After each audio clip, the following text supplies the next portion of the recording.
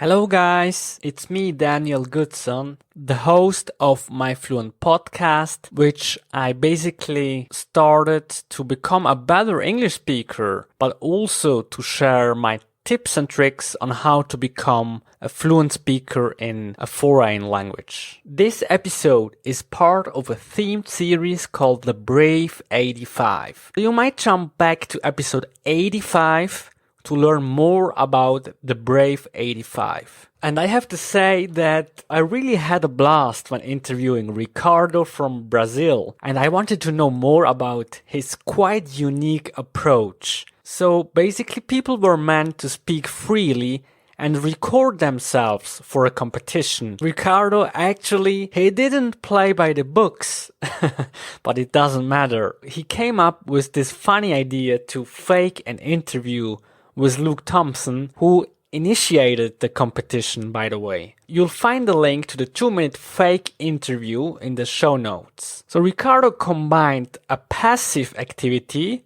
with an active one, which is a fantastic approach in my view. Ricardo is a podcast lover, so he has already listened to many hundreds of hours of Luke's English podcast. What has made it special now is he turned his usual listening activity into a speaking activity. And in addition to that, he tried to cut out different audio snippets from various episodes and arranged it in a way that people really thought he was conducting an interview with Luke Thompson. But now, without any further ado, let's head directly to our interview. Actually, I wanted to begin the interview by saying that you are one of the Brave 85 of the Whisper Lab competition who didn't make it to the next round. But actually, that is not 100% true because, as you mentioned it before, Luke put your interview on episode number 696. This was really great. And I think everybody finds it funny. How did you feel about it? Were you proud of yourself? I am proud, yes. Yeah, I didn't expect that it would be so interesting for him. I know he likes humor.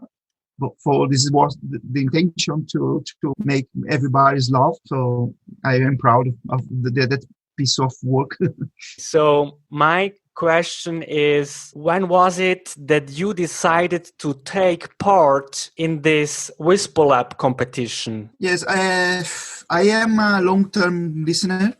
So I've been listening for Luke's English podcast since 2014. And I listened to all the previous competition, and the last one, it was maybe 2013, 15, 16, something like that. And my intention was to participate on it, but I feel afraid. The idea started at that point. So I know I'm a normal guy. I don't have nothing special to say. So I thought, why not do a fake interview? In this time, the trending topic for Luke's English podcast was the pink gorilla. Yeah. So you are a long-term listener also. Yeah, exactly. And he mentioned that again and again, this story. Yes. Yeah. So in this period, I started to playing using these episodes, this Doctor Who. So it's interesting. I can use it for an interview myself, the Robot 2000 and 3000. So this idea came out. So I decided to do a interview. And I am thinking about this idea for ages. Okay, but I lost. Finally, you did it. And we are lucky about that. Your podcast, third time is the charm. Yeah, exactly. So I say I must do it. So when he launched the competition, I believe I did it the second or third day. I sent him my interview. So I believe I'm one of the first audio files. Great. Maybe you could tell something about the whole process of recording or how you put the pieces together. Yes, when I started to make a sketch draft, I write down many ideas. But the problem, at first, I thought the problem would be find ideas. But when I started to make it, the problem was to fit only 2 minutes. I have material for 10 minutes.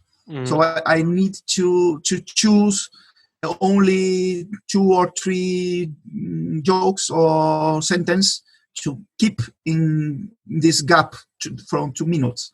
Yeah. It was the difficult part, but I have more ideas. So at first, when I sent me email with the complete work, I wrote to him, I have more ideas. If you want, I can keep in working and complete the interview. I spent a whole weekend working on it. A whole just for weekend. 2 minutes. Yeah. That is great, because I guess that you could learn a lot of English by doing this recording, because you had to listen to it again and again and put it together. Yes. And you also mentioned that if you won, that you would make a 1-hour interview. Yeah, but this was just for persuade people to vote on me. Okay, I see. So you are not working on a new version right now? No, yes, I'm started after the contest, and when I saw that people were interested in this interview more than I expected before.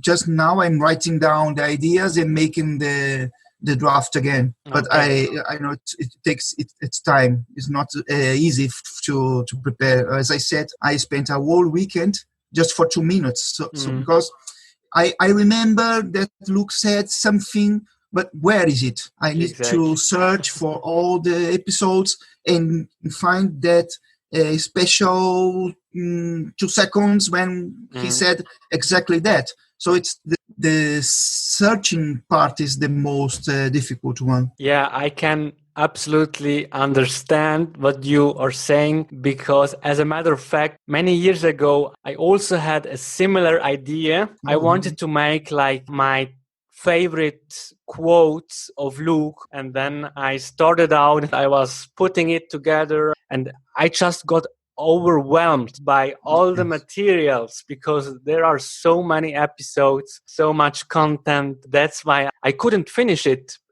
because it was too much. It was really too much, and I had too many ideas in my mind. Also cool, in my opinion, that Luke has set a time frame of 2 minutes, and we have to stick to it, you know? Yes. And that's not always easy.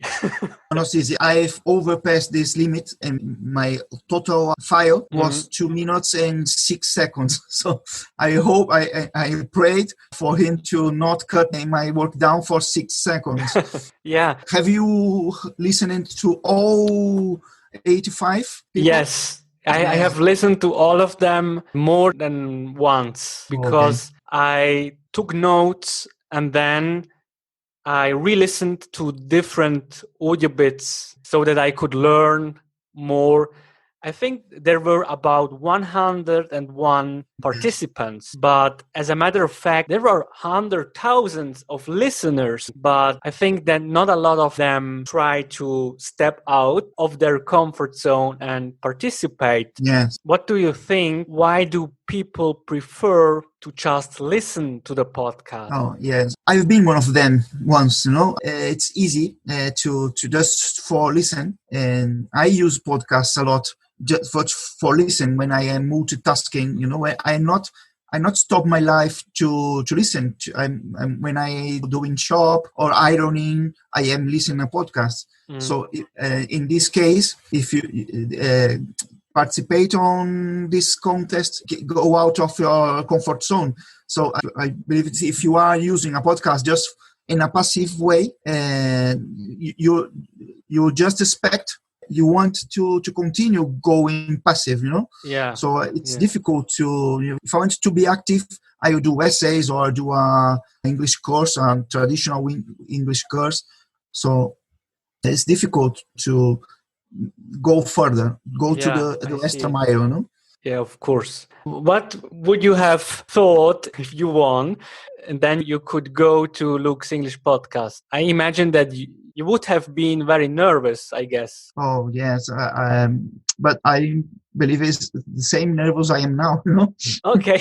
But it will be a pleasure. My intention initially it's not win the contest. It's just make listeners have just 2 minutes of fun, to entertain and to put out my ideas. Just it was my initial intention. But I really participate on Luke's English podcast would be the top notch.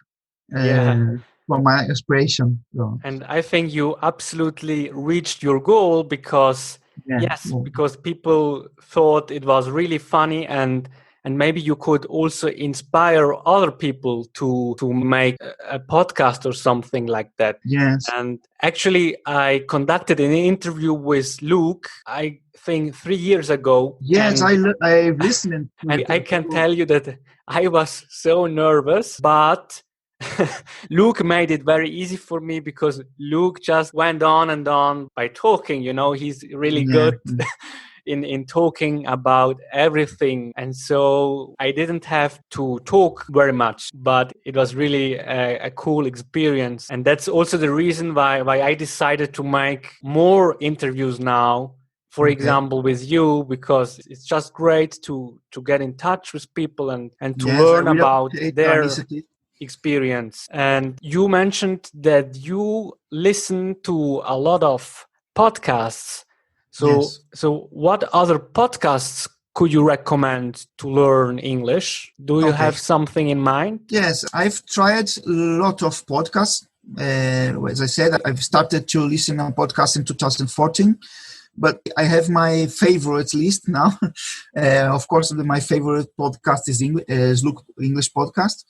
And when I have no episode from Luke's English podcast in my list, I listen to All Ears English. The connection, not perfection. Luke mentioned a lot these girls. This is an IELTS Energy Podcast, episode 981. Don't be a worrywart with personality slang.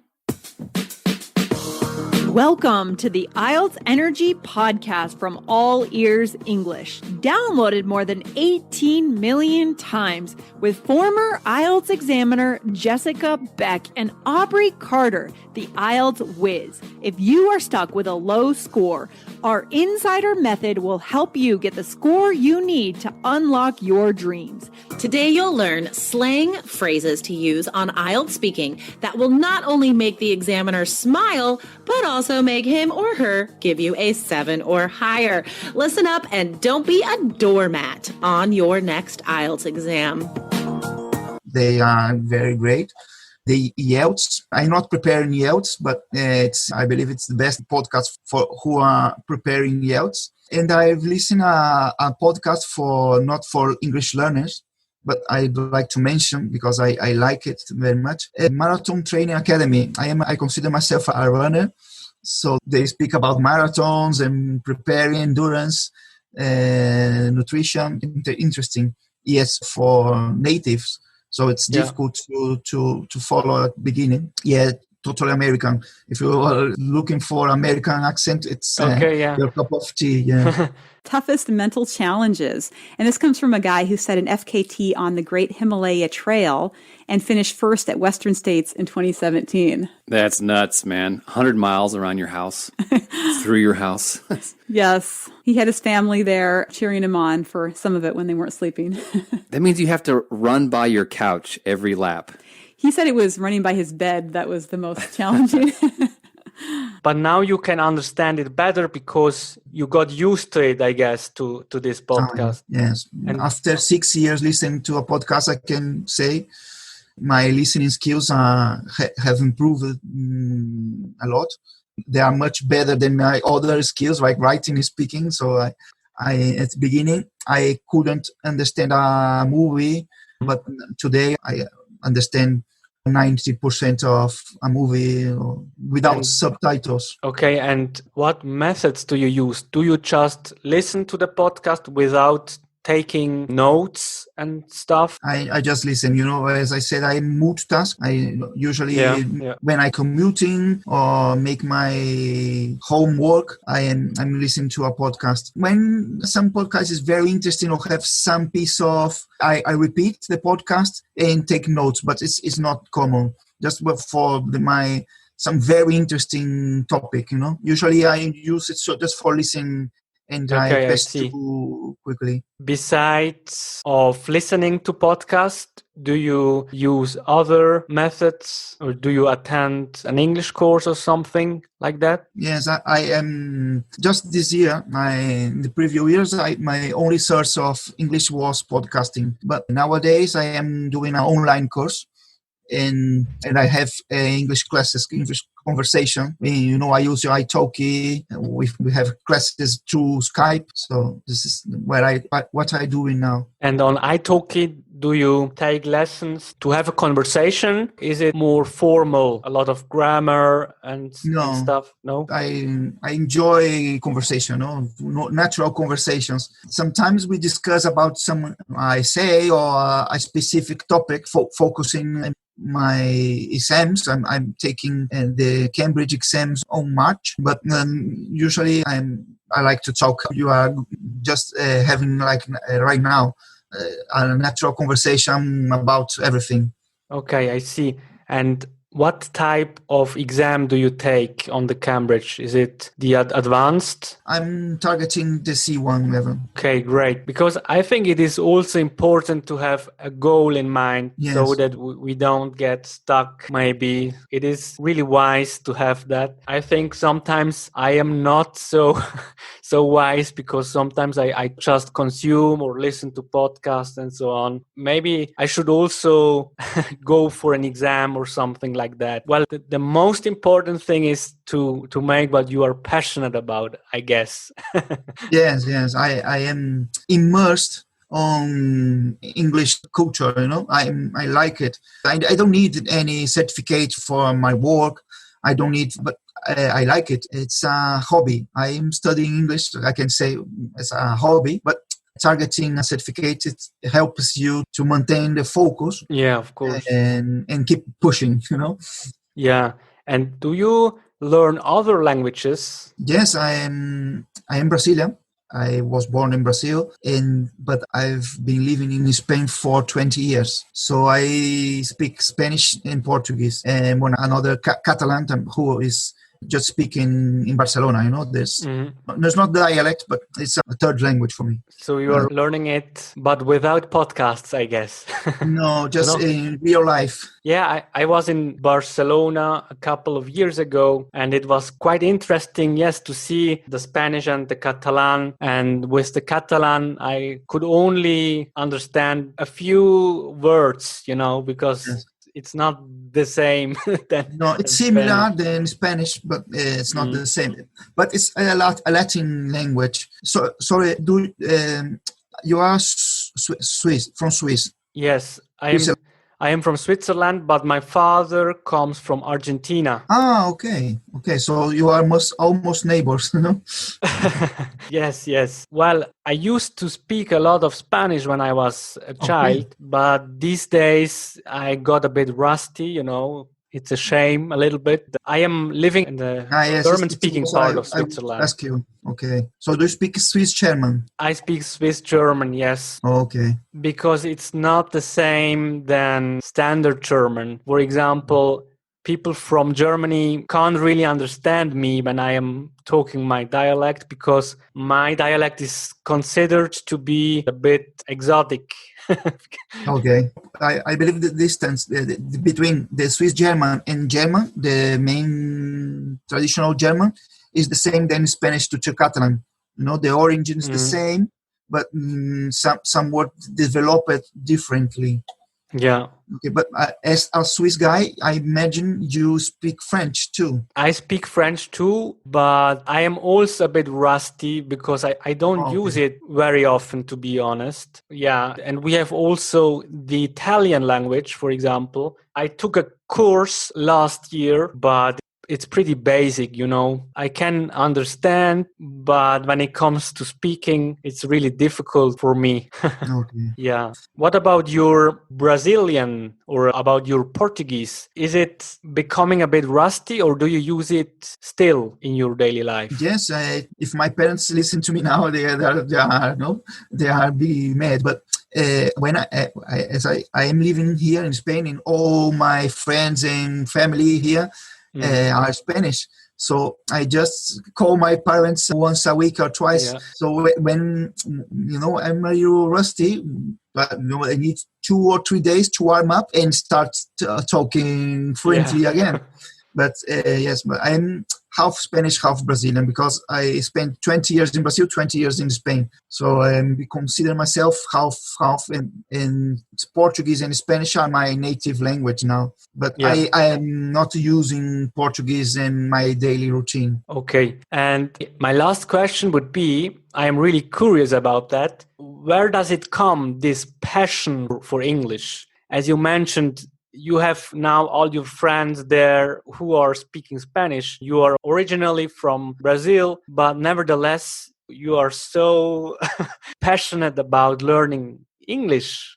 But how come? I've studied English all my life in school when I was in Brazil.